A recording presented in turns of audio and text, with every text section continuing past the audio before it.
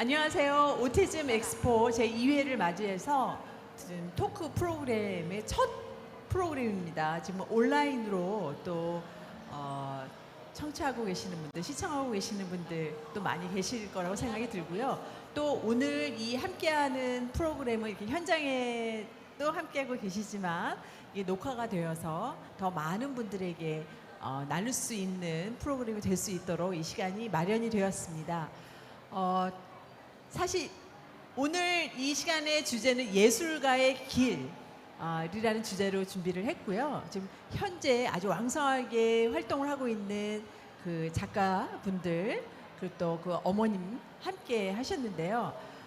많은 분들이 계시지만 그 중에서도 좀 더 설명을 편하게 해주실 수 있으시고 또 오늘 시간이 되시는 분들 있고 특별히 어떻게 기준이 뭐냐 이 자리에 선정된 기준이 뭐냐라고 이제 궁금해하시는 분들이 계실 텐데요. 그냥 저랑 조금 더 대화하기가 편하고 또 흔쾌히 고사하지 않고 이 시간을 나눠주겠다고 하신 분들 세 분 모셨습니다. 인사를 우선 나눠보도록 할까요? 이 자리에서부터 하겠습니다. 인사 한번 할까요? 네.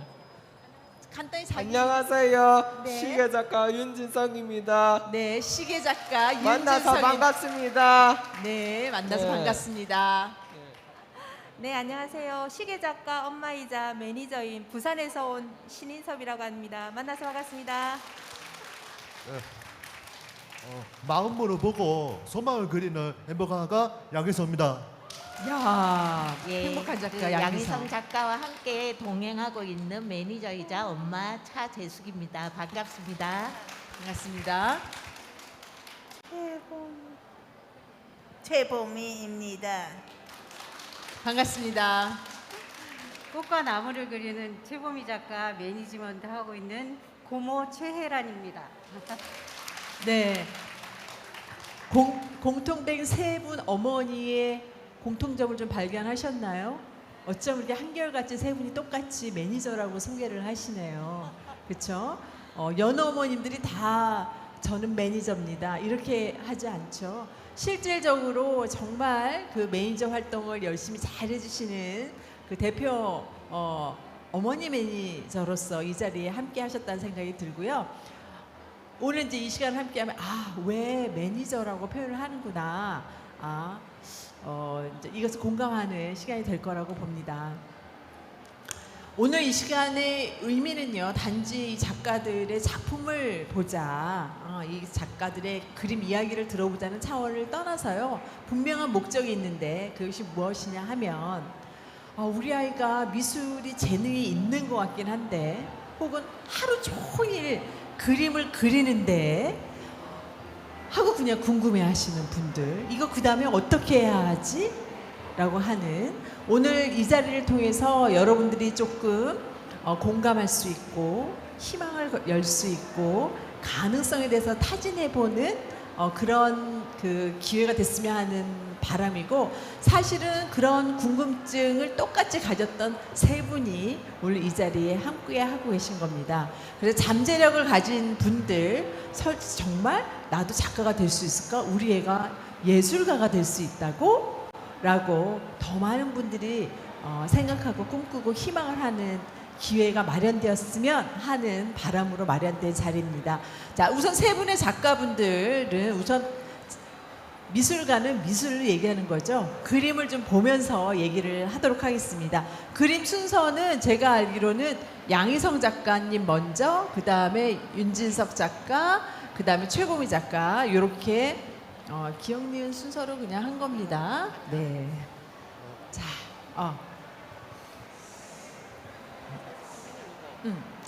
간단하게 그림 이야기를 어떻게 직접 본인이 하시겠어요? 네, 어머님이 하셔도 되고 본인이 하셔도 되고 다른 분들 부담 갖지 마시고 매니저분들이 하셔도 됩니다. 네, 희성 작가님.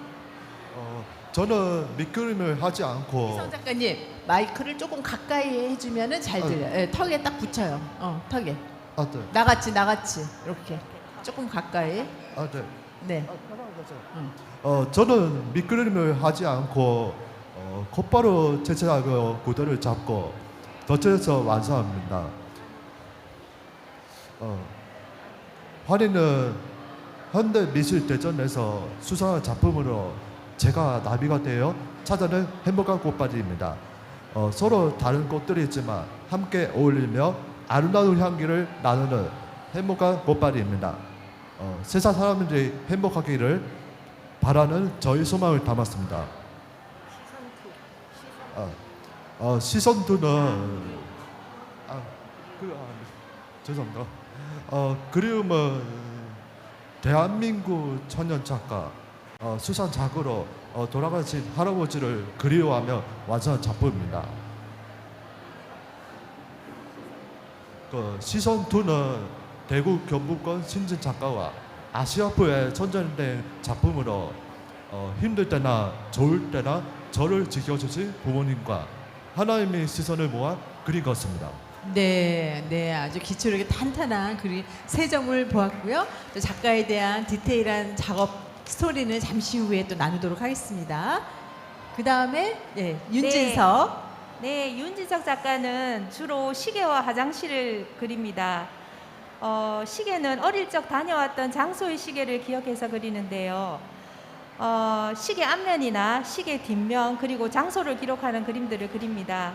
어릴 적 아들인 진석이는 변화에 대한 두려움으로 새로운 환경이나 사람들과의 어떤 시선이라든지 눈 맞춤에 굉장한 어려움이 많았습니다. 그래서 그 공간에 가게 되면 같은 위치, 그러니까 같은 역할을 하고 있는 벽시계를 보면서 그 공간을 기억하고 그 사람을 기억하고 그때의 어떤 감정과 그때의 어떤 그 느낌들을 기억하게 된 것 같습니다.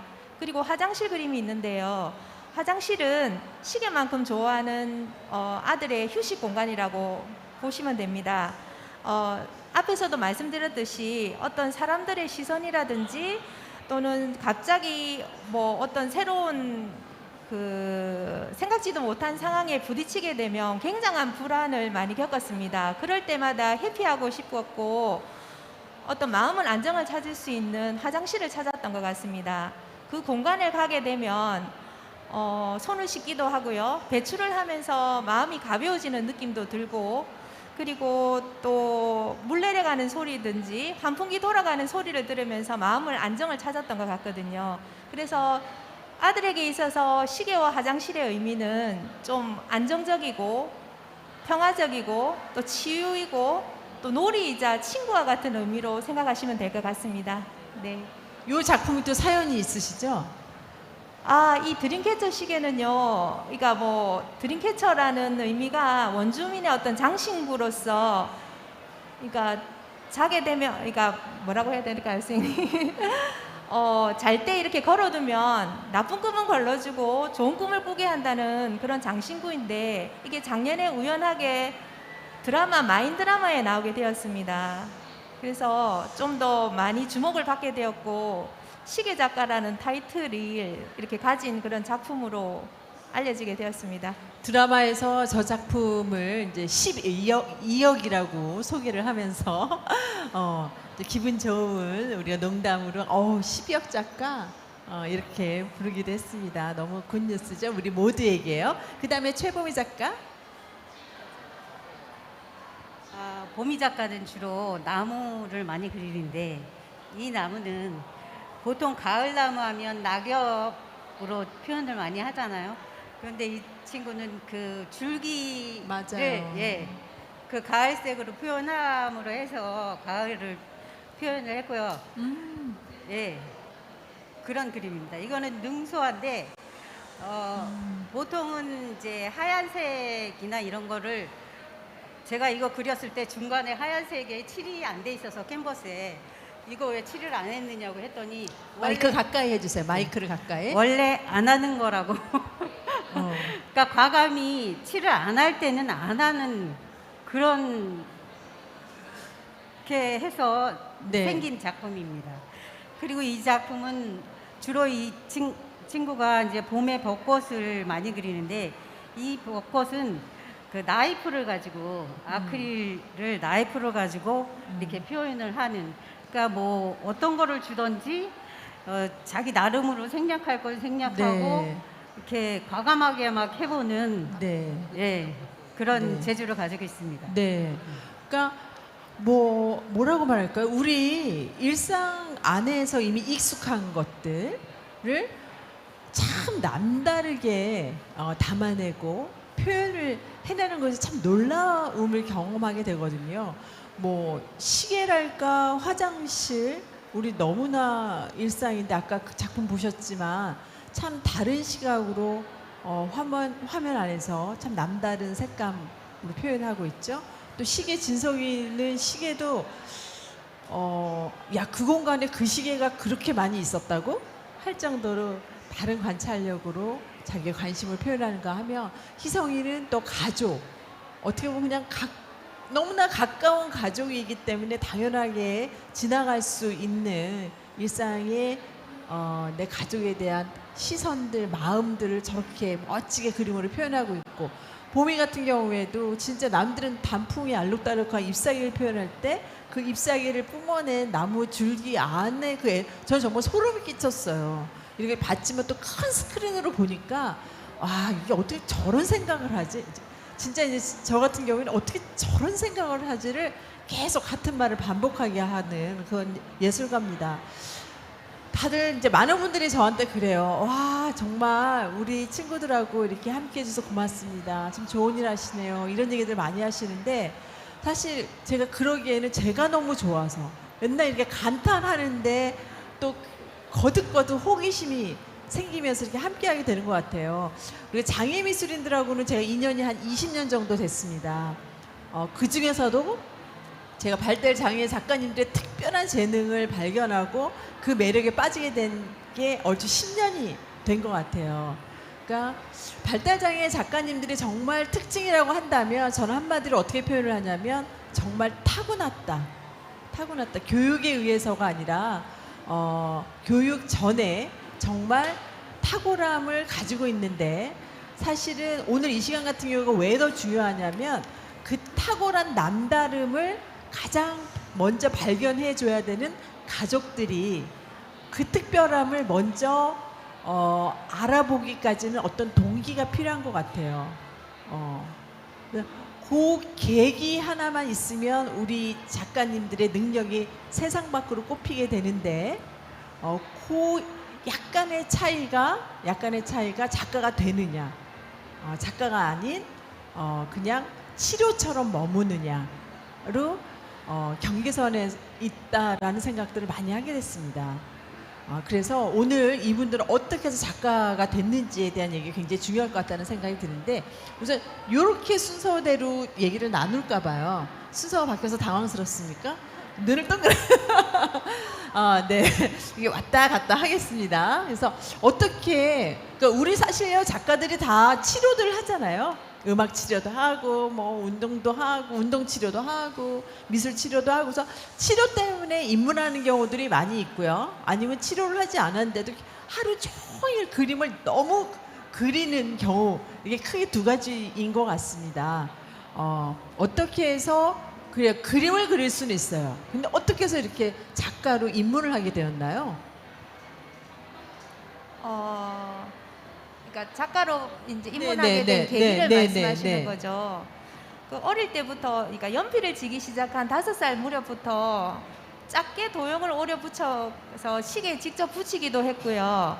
또 화장실에 잘 보이지 않는 곳에 막 이렇게 붙이니까 또 뭐 시계를 분해하기도 하고 또는 뭐 시계 옆면, 뒷면, 뭐 추 이런 것들을 관찰하면서 시계를 부수기도 하고 여러 가지로 이제 시계 뭐라 해야 되나? 어떤 장소에 가면은 시계 앞에서 서성거리고 있고 그러니까 시계에 대한 집착이 굉장히 많았었습니다. 엄청나죠. 네. 그러니까 초등학교 고학년이 되면서 본격적으로 시계에 대한 형태가 나오기 시작했어요. 그래서 시계 종이 앞면에다가 장소를 먼저 적고 시계 앞면을 그리고 바로 뒷장에는 그러니까 시계 뒷면을 그리는 형태로 이렇게 막 너무 많이 이제 강박적으로 집착적으로 그리다 보니까 정말 주위 사람들에게 고민도 많이 털어놨었어요.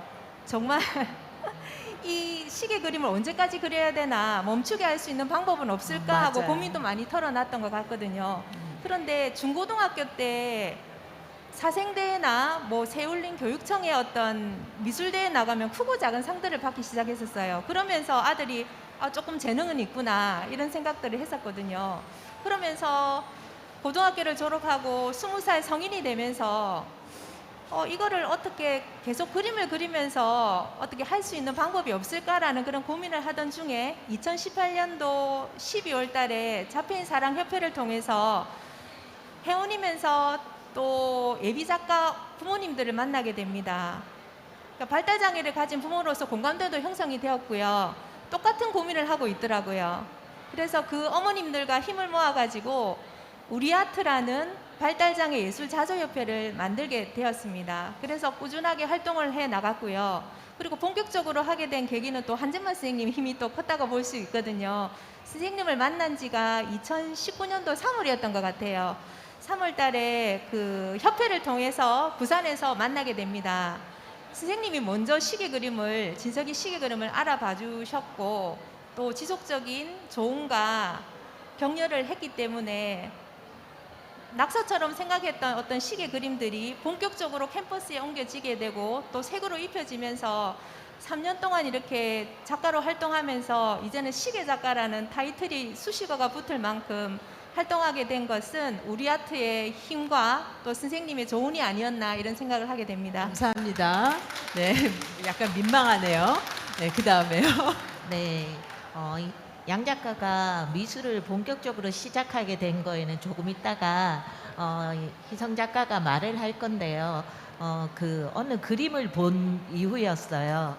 그 그림이 무엇이었냐 하면 세라의 그랑자트 섬의 일요일 오후라는 거였는데 대학교 1학년까지 양 작가는 전묘화를 거의 많이 썼습니다.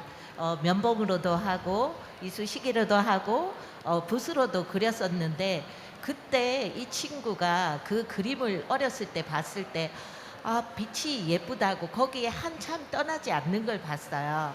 그래서 지금 아마 그 빛이라는 것은 그때 그 그림을 말씀하는 것 같습니다. 네. 어릴 적 그림에서 빛을 보고 저희 가슴이 설레는 경험이 있습니다. 그 후로 저는 일상에서 보고 경험한 것들을 모티브로 저희 내면을 여러 빛깔들을 통해 드러내고 세상과 쏟아고 싶었습니다. 이게 희성이 생각이었습니다. 네, 네. 그 다음에 최봉희 작가는 어떻게 해서 본격적으로 작가 활동을 하게 됐나요? 어려서부터 뭐 오리고 그리고 붙이고 막 이런 거를 계속 하고 있었는데 제가 처음으로 본 게 이런 회사명을 말해도 되나 모르겠네요. 그 화장지 유한 땡땡땡 그 화장지에 나무 두 그루 로고 아시는지 모르겠어요. 기억하시는지. 근데 그 나무 두 그루 로고를 그렸는데 나무 끝에 뭔가가 있더라고요. 그래서 물어보니까 그게 새 그림이라고 하더라고요. 그래서 저는 거기에 새가 있는지 몰랐어요. 나무만 있는 줄 알고.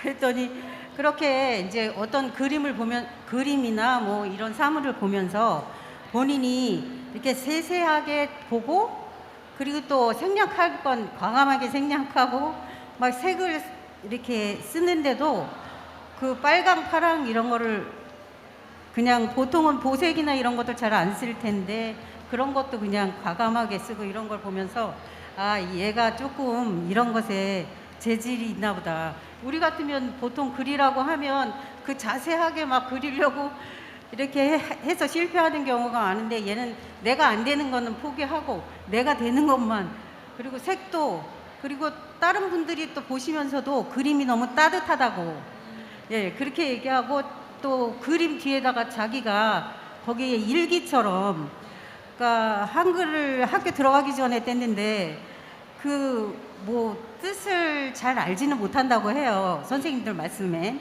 그렇지만 그래도 자기 나름의 일기를 계속 거기다 쓰더라고요.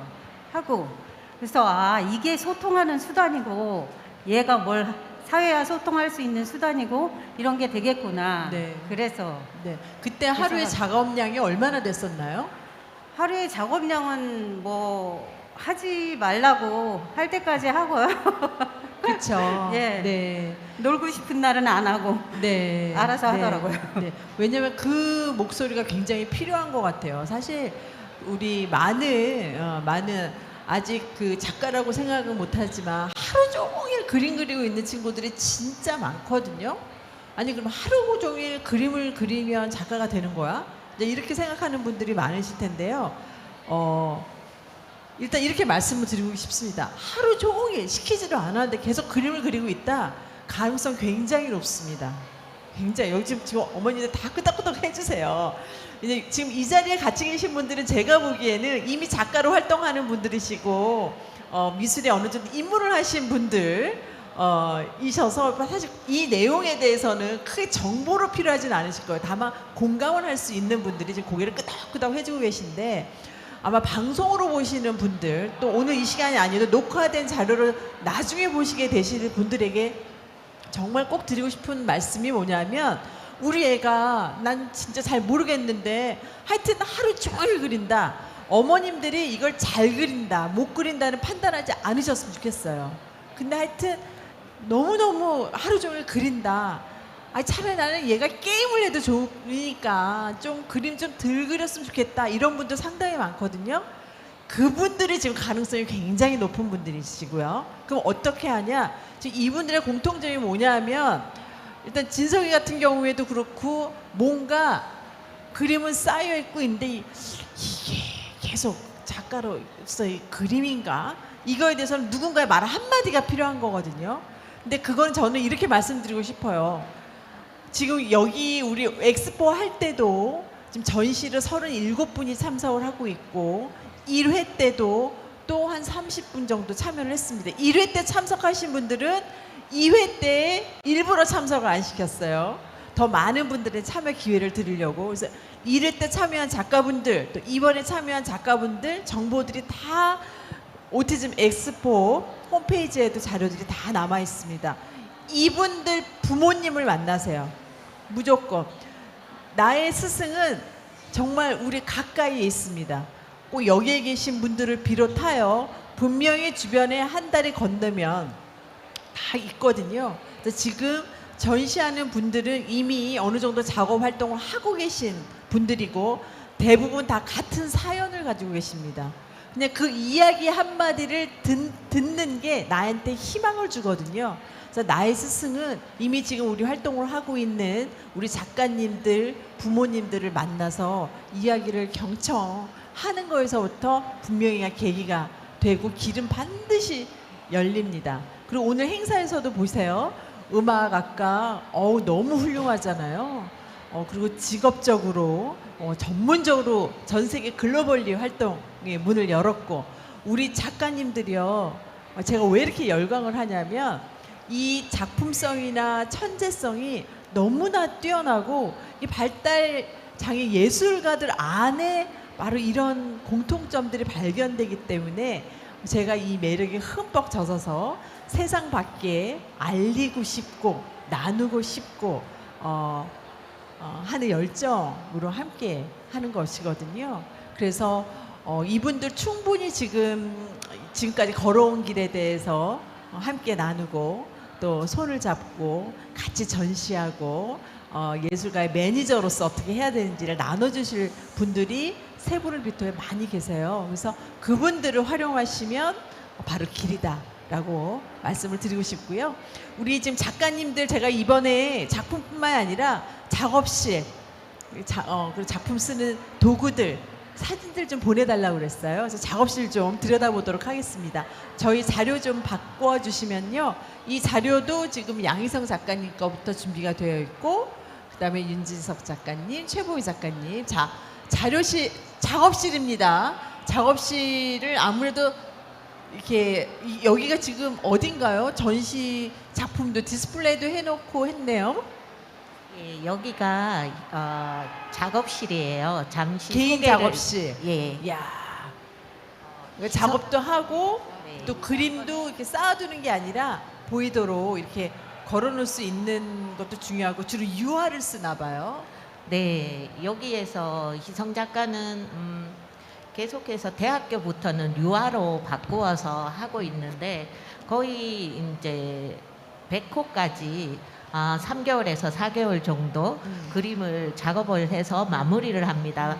특징이 밑그림 없이 시작해서 구도를 잡고 채색 작업을 해서 구도를 잡고 그리고 덧칠을 해서 완성을 하기 때문에 여기 구미에 희재 예술 발전소라는 작업실을 만들었습니다. 네. 그래서 그 희재가 저는 희재예술 발전소라는 작업실이 있습니다. 희재는 제호입니다. 빛나는 전이라는 뜻입니다. 작업실에서 저만의 작품 구사도 하고 작업을 위한 에너지를 만들고 있습니다. 예, 이렇게 작업실에 대해서 어떻게 이야기를 할까 하니까 이렇게 준비를 했었거든요. 이 말을 하는 것도 희성 작가는 어려서부터 지금까지 언어 치료실을 계속해서 하고 있습니다. 왜냐하면 어려서는 이제 언어 소통에 저희가 갑자기 주재원으로 발령이 나서 20일 만에 홍콩으로 넘어가면서 희성 작가가 그때 말도 조금씩 하고 걸음도 막 뗄 때였는데 충격을 크게 받았습니다. 그래서 여러 가지 이유가 되었는데요. 이 친구가 낯선 곳이나 그런 곳에 가면 굉장히 두려워해요. 그리고 일반 학교를 계속해서 나왔고 고등학교, 미대를 가고 대학원까지 가서 작년에 석사를 마쳤지만 이 친구한테 코로나가 오면서 좀 더 자기만의 공간, 안정적인 공간이 필요했습니다. 그래서 대학교 2학년 때부터 희재예술발전소라는 30평 정도의 작업실을 마련을 해서 그때 당시는 하루에 작업량이 너무너무 많았었는데 특징이 그렇지 않습니까? 특별한 일이 없는 한은 쉬지 않고 그렸지만 그거를 조절을 잘 해서 지금은 저 작업실에서 유화를 기본으로 이렇게 작업을 하고 채색을 해서 잡고 나면 말린 후에 또 다른 작업을 하고 이런 식으로 완성을 하고 있습니다. 사실 희성 작가님은 우리 그 작가들 풀 안에서도 아주 좀 특별한 케이스이세요. 왜냐하면 정규 교육을 지금 받고 대학교, 대학원까지라는 그 언급을 하셨잖아요. 사실 그럴 수 있는 작가들이 많지 않고 또 입시를 치르려고 할 때 장벽을 느끼는 분들이 많이 계십니다. 물론 희성이 지금 자랑스럽게 얘기를 하지만 부러워만 하기에는 또 고독한 남다른 여정을 거쳐왔던 분이시고 또 이런 분이 있다라는 거는 우리에게 또 소중한 건 뭐냐면요. 사실 주변에서 어쨌든 입시에 대해서 고민하고 계시고 준비하고 계신 분들이 있습니다. 어렵지만 또 불가능할 것 같지만 하는 분들은 제가 꼭 희성 어머니한테 부탁을 드려요. 어머니, 얘가 지금 입시를 준비한다고 하는데 조언 좀 해주세요. 어디를 어떻게 다녀서 왜냐면 입시는 또 입시잖아요. 그렇죠?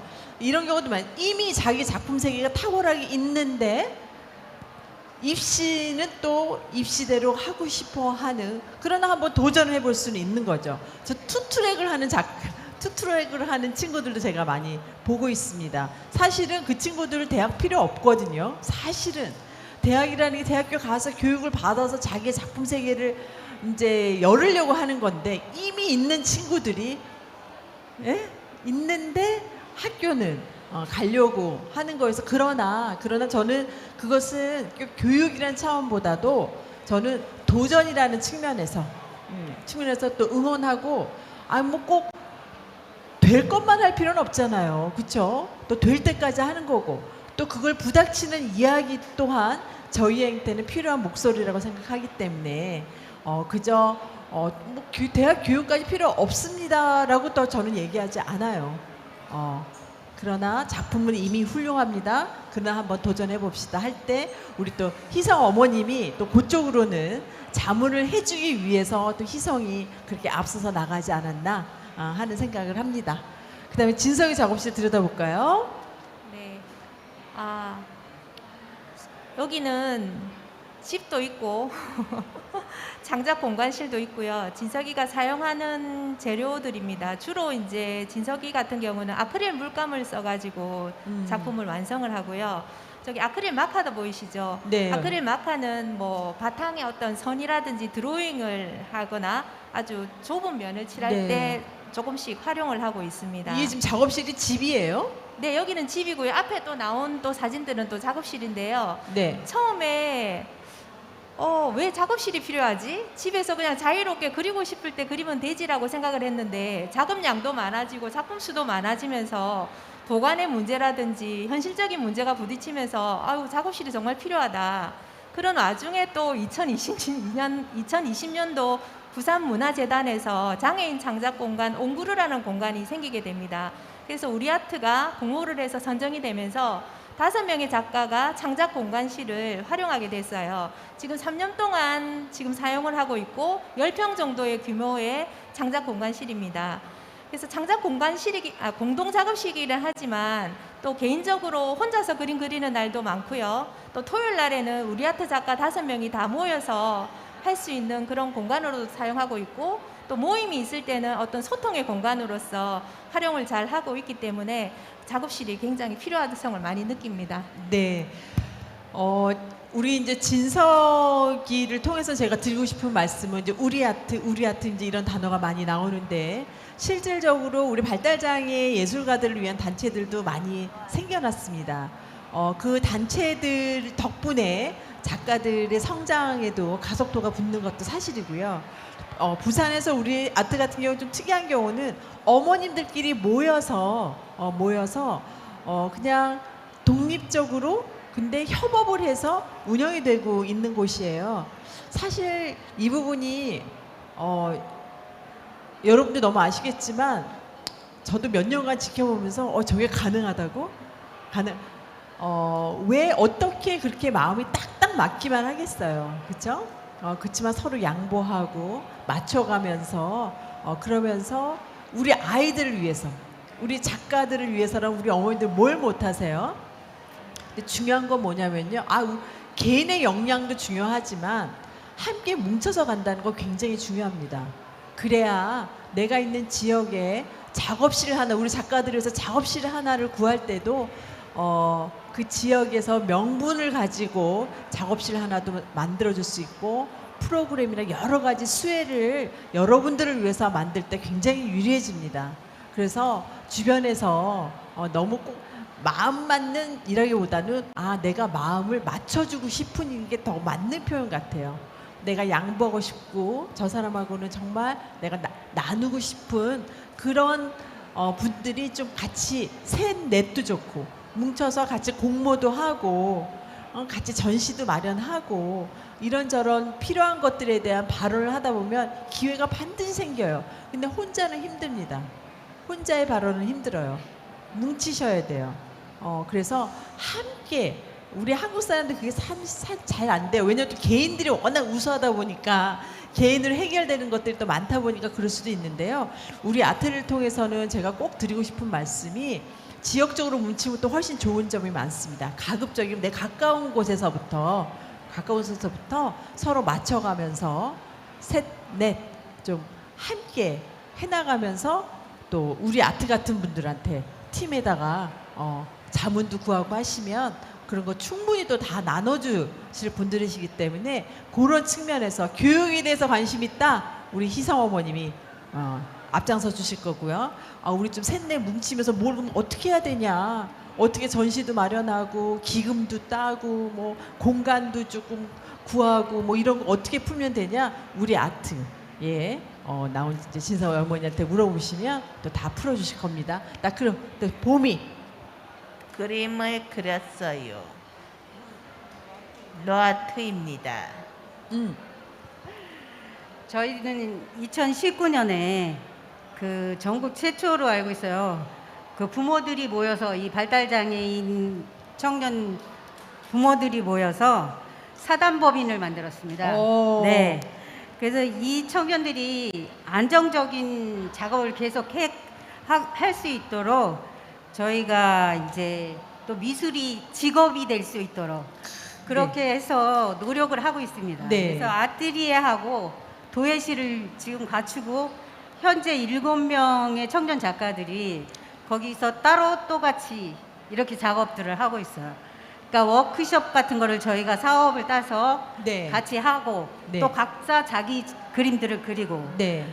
그리고 올해 저희가 3명을 그 지역에 있는 업체에 그 취업을 또 시켰습니다. 이 미술 관련으로 네. 미술 작업을 직업으로 이렇게 취업도 시키고 그래서 거기서 작업을 다 하고 있습니다. 네. 그러니까 이렇게 이제 사단 협회까지 만든 거죠.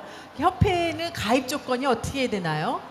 저희는 사단 법인이고요. 예, 법인, 사단 법인. 예, 네. 가입 조건은 오셔서 그림을 그릴 수 있는 청년들이 오시면 됩니다. 네, 문은 활짝 근처에. 열려 있는 거죠. 네네. 네. 저희가 그래서 이게 진짜 아까 말씀하셨듯이 멀리까지는 못 다닙니다. 그러니까 저희가 군포 대암이역 앞에 있습니다. 네. 그러니까 대암이역 앞에 있어서 지하철로 올 수 있는 청년들이면 네. 가능하고 그래서 서울하고 수원, 안산 뭐 이렇게 군포 이런 네. 근처에 있는 네, 남은 청년들이 지역이 올수 너무 있습니다. 많아요. 그렇죠? 그러니까 지역별로도 사실 필요합니다. 그러면 사단법인을 어떻게 만드냐고요. 그렇죠? 끄덕끄덕 너무 많이 끄덕끄덕 하시네요. 반응이 아주 뜨겁습니다.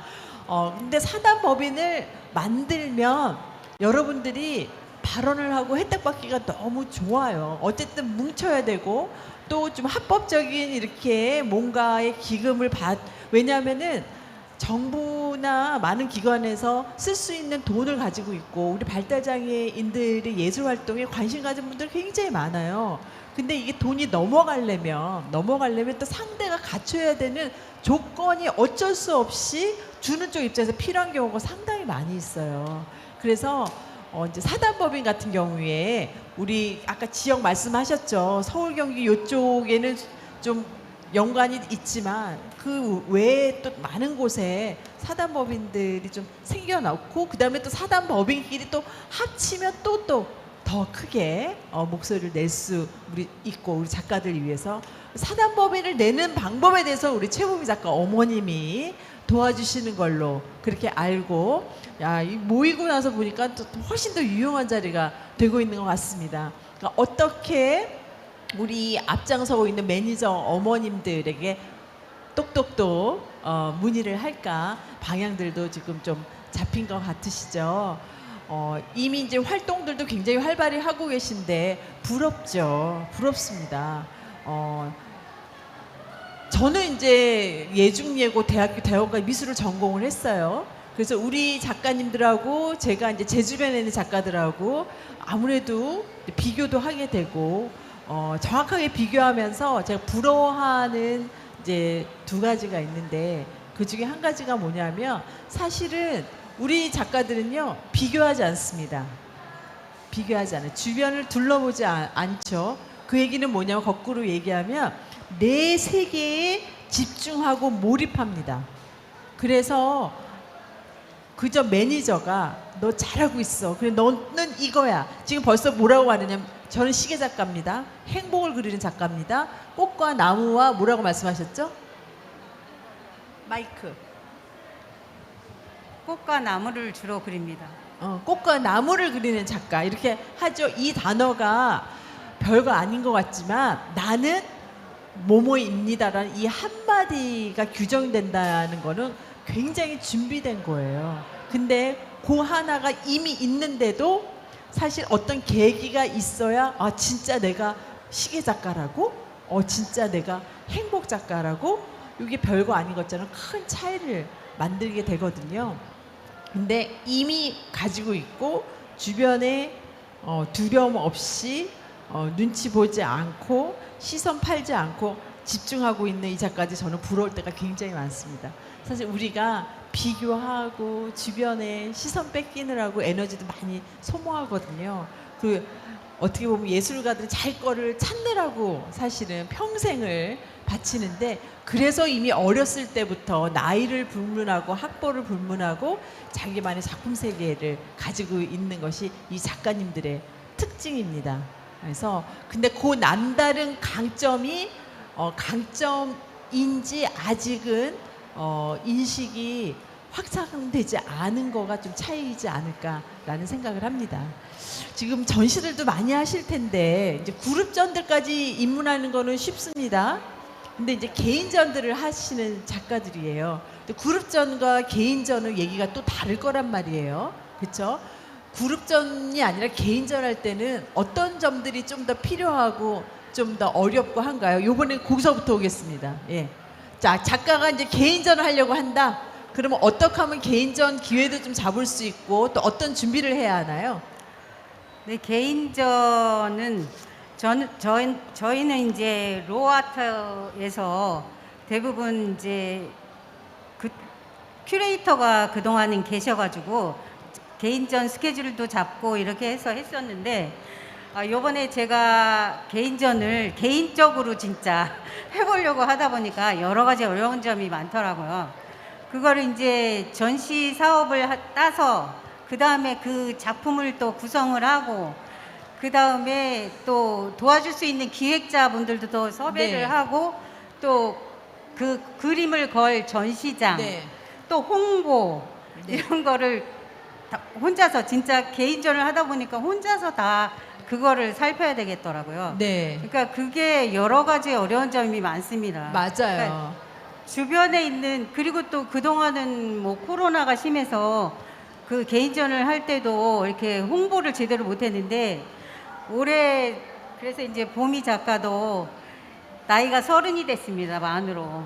그래서 30 길을 묻다라는 개인전을 개인적으로 해보려고 이렇게 하다 보니까 제가 하면서 보니까 이런 어려운 점들 앞에 말씀드린 그런 어려운 점들이 많아서 그럼 주변에 도움을 많이 요청을 하셔야 됩니다. 네. 네. 주변에 요청을 많이 해야 돼요. 네네. 맞아요. 네. 그러니까 그룹전 그리고 또 저기 아무래도 그 사단법인을 조직적으로 하다 보니까 뭔가 그래도 조직적으로 풀리는 것 같다는 느낌이 들긴 합니다. 네, 조직적으로 그동안은 해서 네. 제가 이렇게 어려운 줄을 몰랐습니다. 네. 개인전 해보니까 이게 우리 사단법인 그 전시할 때도 앞으로는 더 열심히 참여해서 네. 해야겠다. 네. 이런 생각까지 하게 네. 됐습니다. 사단 법인을 통해서 조직적으로 했음에도 개인으로 할 때 힘든다고 하는데 그냥 개인으로 하시는 분은 얼마나 힘드시겠어요? 우리 희성이 어머니. 개인전은 어떻게 다른가요?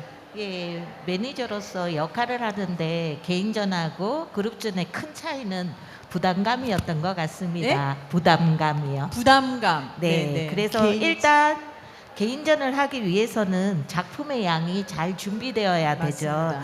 그래서 다행히 날마다 양 작가는 매일매일 작업을 하고 있고 개인전을 할 때 많게는 70전까지 전시를 했었는데 할 때마다 좀 더 좋은 작품으로 소통을 하려고 하다가 보니까 희성 작가에게 좀 더 긍정적인 피드백으로 매니저가 해줘야 되고 보통 일반적인 작가들은 컨셉을 기획을 하고 계획을 해서 스토리를 만들고 거기에다 논리나 철학을 만들어서 작품 세계를 만들어냅니다. 하지만 우리 친구들은 매일매일 순수하게 자기를 찾아가는 여정을 차곡차곡 양 작가만의 작품 영역으로 만들어내고 있습니다. 개인전이 일단 계획이 되면 저희는 제일 먼저 양 작가의 작품 영역을 나누어서 같이 분류를 하고 그리고 가장 마음에 드는 주제를 선택을 합니다. 그래서 그 주제를 선택되는 그 단계만 확정이 되면 그 다음 과정인 도록이나 리플렛 그리고 뭐 음성 설치, 홍보 이런 것들은 솔직히 처음에는 너무 막막했었는데 이제 초대 개인전 같은 경우는 도움을 받기도 하고요. 저희 집에 아버지하고 제가 거의 전천후 모든 장비가 다 있습니다. 그래서 그 뒤의 일들은 일사천리로 진행돼서 스케줄을 조정을 합니다. 그리고 개인적으로 양 작가는 선한 그림에는 사람들 가슴을 울리는 선한 영향력이 있다는 신념을 가지고 있습니다. 그래서 그 신념에 맞추어서 개인전이 잘 진행될 수 있도록 매니저로서 조정하고 있습니다. 네, 아유 말씀 감사합니다. 우선 작업량이 있어야 된다. 근데 우리 작가들 기본적으로 작업량은 많습니다. 뭐 양에 대해서는 걱정을 안 하는 분들이세요. 그 양만 많으면 뭐 개인전 할 수 있나? 뭐 이제 이런 걱정들 하시는데 또 말씀 중에 뭐라고 했냐면 분류를 한다. 약간 그 그림 안에서도 좀 이렇게 그룹핑을 하고 그 다음에 보통은 제목을 정하고 전시를 준비하게 되지만 이미 나와 있는 작품을 이거를 어떤 주제로 할 것인가에 대해서 이제 주제를 고민한다.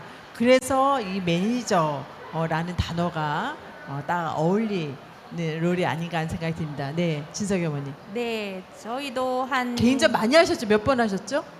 6회 정도를 6회. 했고요. 3년 아, 동안 6회를 했었고 3년 동안. 또 크고 작은 그룹전은 한 40여 회 정도 했던 것 같습니다. 그러니까 개인전을 하려면 일단은 아까 양미성 작가 어머니 말씀하셨듯이 작품 수가 많아야 되거든요. 그러니까 어떤 공간에 따라서 작품 수는 달라지겠지만 어떤 주제로 어떻게 할 것인지를 결정을 먼저 해야 됩니다. 이 작가가 무엇을 표현하는 작가인지 무엇을 말하는 작가인지 어떻게 어떤 작품 스토리라든지 이런 것 방향성을 제시를 해야 되기 때문에 저 같은 경우는 미술을 전공하지 않았고 또 기본적인 어떤 그런 정보 같은 거라든지 이런 걸 잘 몰랐기 때문에 솔직히 1, 2회 때는 선생님의 도움이나 또는 뭐 복지관 선생님이 기획을 담당하셔가지고 여러 가지로 도움을 주셨다면 3회 때부터는 큐레이터 선생님과 저희 멘토 선생님의 도움을 많이 받았습니다. 그래서 진석이의 어떤 작품 방향성에 대해서 주제를 정해봤고요. 이제 작품 수가 결정이 되면은 스튜디오나 또는 카메라를 이용해서 미리미리 작품을 찍어두었었고, 그리고 리플렛을 또 제작을 했었고, 또 진석이 작품에 어울릴 만한 굿즈가 뭐 있을까 하는 고민도 해봤었고요. 그리고 뭐 작품 설치라든지 또는 뭐 오프닝의 행사는 어떤 행사를 할까 하면서 어떤 선택과 집중을 했던 것 같습니다. 네. 사실 이 짧은 시간 동안에 모든 정보를 챙기기는 쉽지 않을 거고, 더 중요한 건 뭐냐면 여러분들이 이 시간 함께 하시면서 질문이 생긴다면 저는 그 자체가 이 시간의 의미가 아닐까 하는 생각이 들고요. 또 이분들한테 똑똑똑 손길을 내봐야 되겠다 라는 용기가 생길 수 있다면 그것이 이 시간의 의미가 아닐까 하는 생각이 듭니다. 아마 이 시간에 다 채우지 못할 그 많은 질문들 더 많이 생겼으면 좋겠고, 더 많은 분들이 질문이 생겼으면 좋겠다라는 생각이 들고요. 잠재성이 있지만 그것이 숫자로 드러나야 또 힘을 갖는 부분이 있기 때문에 오늘 이 시간은 또 저는 미술을 통해서 이야기하고 있고, 또 발달 장애 우리 작가님들만의 무궁무진한 잠재성, 그리고 어쩌면 이렇게 하나같이 다 저마다 이렇게 남다른 개성으로 어떻게 보면 사소한 일상이었지만 이거를 이렇게 아름답고 신비롭고 깊이 있게 열어줄까 라는 거에 대해서 큰 박수와 감동과 감사와 응원을 하는 입장이거든요. 짧은 시간이지만 이제 시간을 얼추 마무리를 해야 되는 시간이 되기 때문에 짧게지만 우리 매니저들께서 한마디씩 잠재적인 고민을 하고 있는 또 미술가를 꿈꾸는 분들을 위해서 한 말씀들 좀 해주면서 마무리를 하도록 하겠습니다. 어떻게 봄이 어머님 준비 딱 하셨네요. 네. 그러니까 저는 아이가 흥미를 가지고 이 일을 계속 할 수 있도록 하는 게 이게 어떤 면에서는 본인이 계속 하고자 해서 하긴 하지만 그래도 스트레스 받을 때 해소할 수 있는 어떤 다른 하나도 마련해 줘야 된다고 생각합니다. 그래야만 이 일을 길게 갈 수 있다고 생각합니다. 스트레스 관리. 네네. 네. 그래서 그 보통 이 친구는 뭐 요리하고 또 산책하고 막 이런 거 좋아하니까 혼자서 할 수 있는 그런 다른 쪽도 마련해 준다면 길게 네. 그림 작업을 할 수 있을 것 같습니다. 아, 너무 좋은 말씀이세요. 그림 얘기만 할 뻔했는데, 그렇죠? 스트레스 관리 무엇보다 굉장히 중요하죠. 작업을 하기 위해서는. 감사합니다. 그 다음에요. 네, 먼저 양 작가가 준비한 말 있는데 아, 할까요? 네, 양 작가님. 저는 그림 그릴 때 마음이 편안하고 행복합니다. 작품을 구상하고 그 작업하는 과정을 즐겨야 된다고 생각합니다. 못 들었어요. 마무리. 네, 작품 구상을 하고 작품 구상을 그 하고 과정을 즐겨야 된다고 작업을 하네요. 즐겨야 된다. 예, 저는 또 매니저로서 작가는 보면 누구나 다 똑같겠지만 자기를 찾아가는 멀고도 긴 외로운 고독한 시간이라고 생각합니다. 거기에 우리 작가가 그 여정의 목적지에 잘 도착할 수 있도록 우리 어머님들이 옆에서 믿음을 가지고 긴 호흡으로 인내하면서 네. 예, 감사로 동행해야 된다고 말씀을 드리고 싶습니다. 네. 아우, 소중한 말씀입니다. 작가가 작품을 잘하는 것도 중요하지만 작가가 작품을 잘하기 위해서 우리 어머님들의 또 특별한 무언가가 필요합니다. 그 부분에 대해서도 사실 주목할 부분이라고 생각이 듭니다. 네, 진석이 어머니. 예, 조금 먼저 시작한 부모로서 자녀가 지속적으로 그림을 그릴 수 있게 하려면 먼저 즐겁게 그림을 그릴 수 있는 환경을 만들어주는 것이 가장 중요하다고 생각을 하고요. 또 칭찬을 많이 해주라고 하고 싶습니다. 칭찬을 듣게 되면 자신감과 자존감도 올라가게 되고 지속적으로 그림을 그릴 수 있는 그렇게 되니까요. 그리고 습작이라 할지라도 절대로 버리지 말라고 합니다. 꼭 그 연도와 그를 잘 보관을 하라고 하는데 이게 작품 수가 많아지고 하니까 이게 언제 그렸는지 기억이 안 날 때가 많더라고요. 정말 작가로 활동하게 되면 이게 모인 습작들이 자산이 되고 또 뭐라고 해야 되나 작가의 스토리가 될 수 있기 때문에 이거는 절대로 이제 습작이라 할지라도 꼭 보관과 네. 예, 잘 할 수 네. 있는 거를 조금 강조하고 싶고요. 그리고 부모님은 누가 언급을 해주셨는데 셀파 같은 역할을 하라고 하더라고요. 뭐라고? 셀파. 센터? 산악인이 에베레스트 정복할 때 옆에서 도와주는 셀파 같은 셀파. 네네. 헬퍼. 그래서 산악인이 셀파. 혼자서 에베레스트 산을 혼자서 정말 정복할 수 없거든요. 옆에 있는 셀파가 짐을 들어주고 친구 같은 역할을 하기 때문에 정복할 수 있듯이 부모님들도 셀파처럼 옆에서 응원해주고 지지해주고 자녀가 내재되어 있는 이런 잠재력을 꺼낼 수 있도록 항상 응원해주고 셀파 같은 역할을 하는 역할이 해주는 부모님이 되었으면 좋겠습니다. 네, 아유, 너무 귀한 말씀 많이 했습니다. 스트레스 관리 해줘야지 된다. 그 다음에 뭐라 그랬죠? 얘기가 섞였다. 예, 매니저의 역할에 대해서 이야기를 드렸고요. 그리고 한 가지 더 보탠다면 그때마다 발생하는 문제 행동들이 우리를 힘들게 하잖아요.